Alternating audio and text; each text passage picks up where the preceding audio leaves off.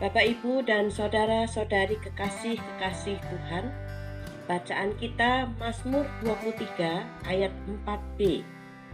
Gadamu dan tongkatmu, itulah yang menghibur aku.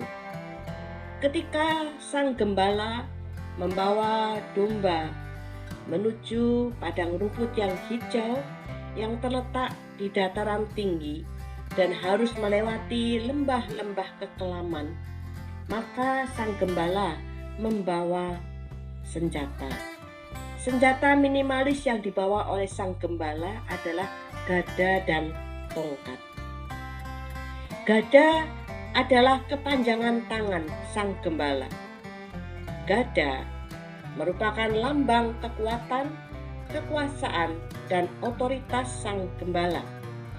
Inilah penghiburan bagi domba saat berada di lembah kekelaman. Sang gembala dengan gada di tangannya adalah pemegang kendali atas semua domba. Sang gembala akan mempertahankan dan melindungi domba dari mara bahaya dengan gada yang ada di tangannya. Ketika sang gembala melihat binatang-binatang buas sedang mengincar domba-dombanya, maka sang gembala akan melemparkan gada itu ke arah binatang-binatang buas. Jadi selamatlah domba-domba itu dari serangan binatang-binatang buas.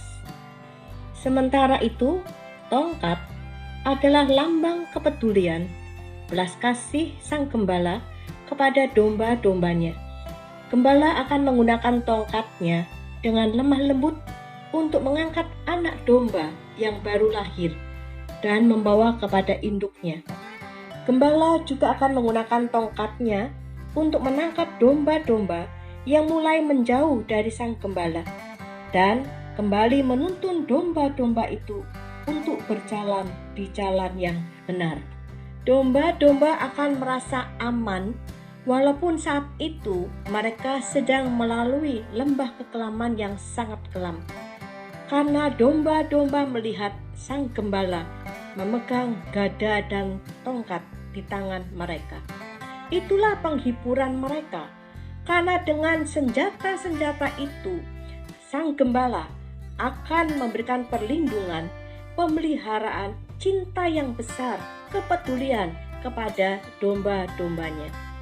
Bapak, Ibu, dan saudara-saudari yang dikasihi Tuhan, sang gembala itu menjadi pengendali di dalam hidup domba-dombanya. Karena itu, domba-domba yakin dan percaya selama mereka ada di tangan gembala yang baik, maka sang gembala sekali-kali tidak akan pernah mencelakakan hidup mereka dan tidak akan pernah membiarkan mereka masuk di dalam malapetaka yang mematikan. Pada saat kita berada di dalam lembah kekelaman, kita tidak berdaya karena semua terlihat sangat gelap, seolah-olah tidak ada jalan keluar.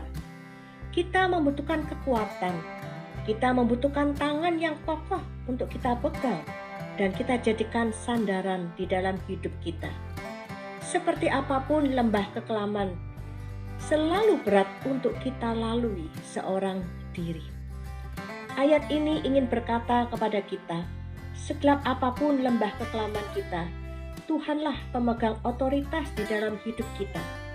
Karena Tuhan pemegang otoritas dari setiap kehidupan kita, itu berarti bahwa setiap hidup kita dikendalikan oleh Tuhan. Ketika kita adalah kawanan domba dari sang gembala agung, maka firman Tuhan itulah yang menjadi gada dan tongkat di dalam kehidupan kita. Firman Tuhan itulah yang memberikan kepada kita jaminan, kekuatan, sekaligus penghiburan. Yeremia pasal 29 ayat 11 berkata, sebab aku ini mengetahui rancangan-rancangan apa yang ada padaku mengenai kamu. Demikianlah firman Tuhan, yaitu rancangan damai sejahtera dan bukan rancangan kecelakaan, untuk memberikan kepadamu hari depan yang penuh harapan. lembah kekelaman harus kita lalui, bukan karena Tuhan sedang merencanakan kecelakaan, tetapi sesungguhnya karena Tuhan sedang mempersiapkan kehidupan yang penuh dengan damai sejahtera. Roma 8 ayat 31. Sebab itu, apakah yang akan kita katakan tentang semuanya itu? Jika Allah di pihak kita, siapakah yang akan melawan kita? Roma 8 ayat 32. Ia yang tidak menyayangkan anaknya sendiri, tetapi yang menyerahkannya bagi kita semua, bagaimanakah mungkin ia tidak mengaruniakan segala sesuatu kepada kita bersama-sama dengan Dia?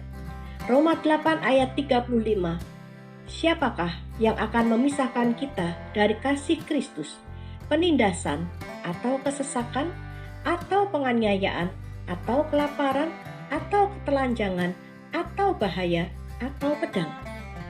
Firman inilah yang menjadi kekuatan di dalam kehidupan kita pada saat kita berjalan di dalam lembah kekelaman sekelam apapun juga. Karena firman Tuhan ini jaminan di dalam kehidupan kita, penghiburan dan kekuatan bahwa sekali-kali Tuhan tidak pernah membiarkan kita berjalan sendirian melalui lembah-lembah kekelaman.